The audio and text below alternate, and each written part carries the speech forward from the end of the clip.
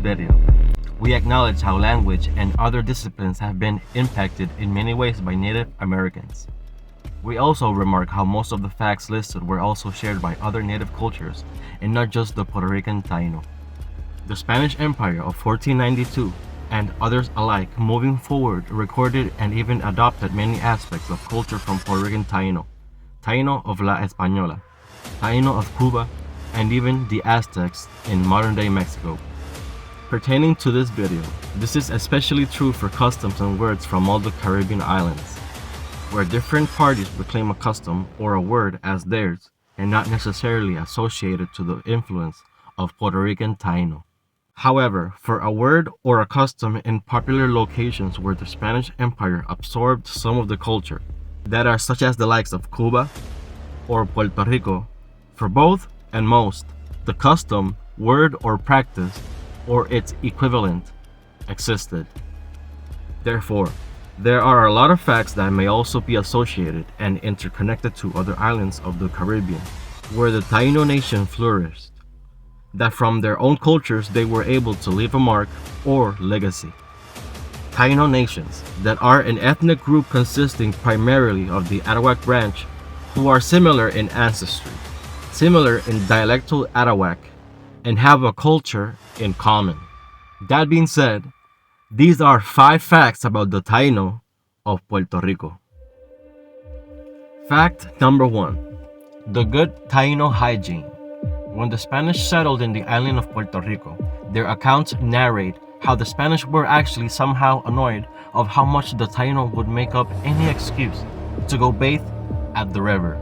Would this be true? Yes. Taíno wash up regularly more than your average medieval European. This is still seen to this day with modern Puerto Ricans who are said to still to this very day shower many times in one day, considering it's a tropical island with summer-like temperature year-round. It is also common for even Puerto Rican men to shave most of their body hair, as seen in Puerto Rican men who would trim and square the eyebrows before other cultures. And on that same note, our very own Taíno men are said to practice shaving the hair into a bowl cut style. So long hair was not particularly common among Taíno of Puerto Rico. These would also pluck their mongoloid goatees. This explains why we utilize the word chiva in Puerto Rico, meaning the goatee. But it can mean the chin. It is possible elders that could grow one would be the ones who may have used a mustache goatee combo. Number 2. Their unexpected potential high level in sophistication. In brief, it is known how Taíno were not your average Stone Age level culture. Their villages accounted with well-organized canal systems. As common knowledge, they already had good hygiene compared to medieval Europeans. They had celebrations. They had music, rituals, marriages, a system of chiefdoms around the island called cacique or cacicazgos. One was the supreme chief, the one who ruled them all.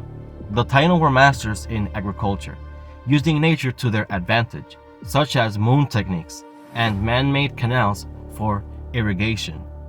Every village was interconnected in a chain of intricate networks.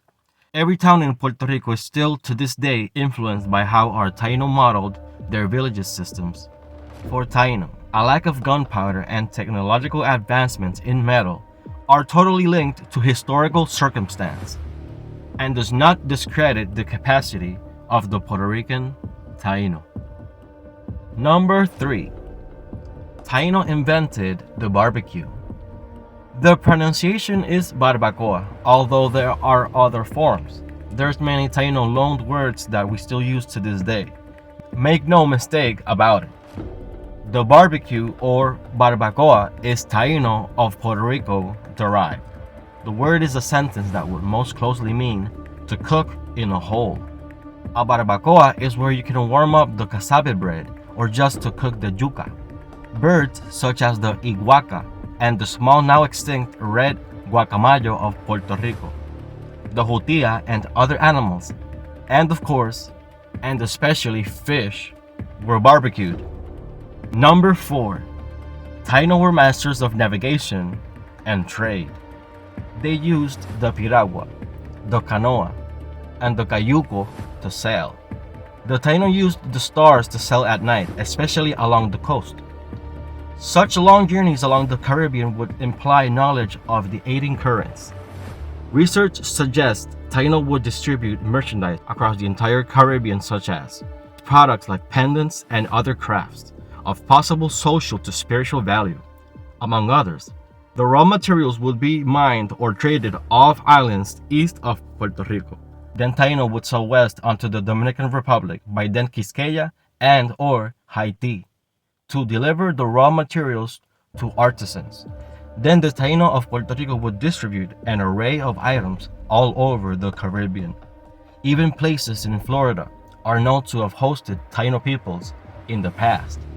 So the Puerto Rican Taíno traded with the likes of the Seminoles and even the Creek Indians. It is highly likely with these seafaring capabilities, Taíno influenced places like the North more than we could ever imagine. And fact number 5. The name Taíno is not the real name for the Taíno. The way we are getting the name for these people as Taíno is a misunderstanding of the Spaniards upon their arrival, as the indigenous welcome party greeted them with words in their indigenous language. It became a sort of a demonym. The story tells us that the indigenous kept repeating the word Taíno to the Spaniards. The Spaniards understood this to be their ethnonym, their self-given name. But the Taíno were trying to tell the recently arriving Spaniards that they were the good ones, informing to the Spanish, "We are the good ones. We are the good ones. Taíno, Taíno." As other groups were known to invade Boriquén only to immediately raid and sack the Taíno tribes. Thus they relayed this message for some particular reason. Taí means good and no is the suffix for plural in the indigenous tongue. However, a name that is commonly known to be associated to the self-identification of the Taíno of Puerto Rico is the ethnonym derived from one of the names they called their island, Boriquén. Of the names they gave to themselves, the Taíno knew themselves as Boricua, the Boricua of Boriquén, which is their ethnonym. This is part 1. Look for part 2 and the other parts pretty soon on the top facts about the Taíno of Puerto Rico series, because I'm making one of the most extensive analysis about who truly are the ancient North Eurasians and how would they pertain to the Puerto Rican population.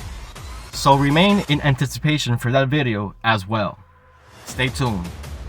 Don't forget to like, share, and subscribe.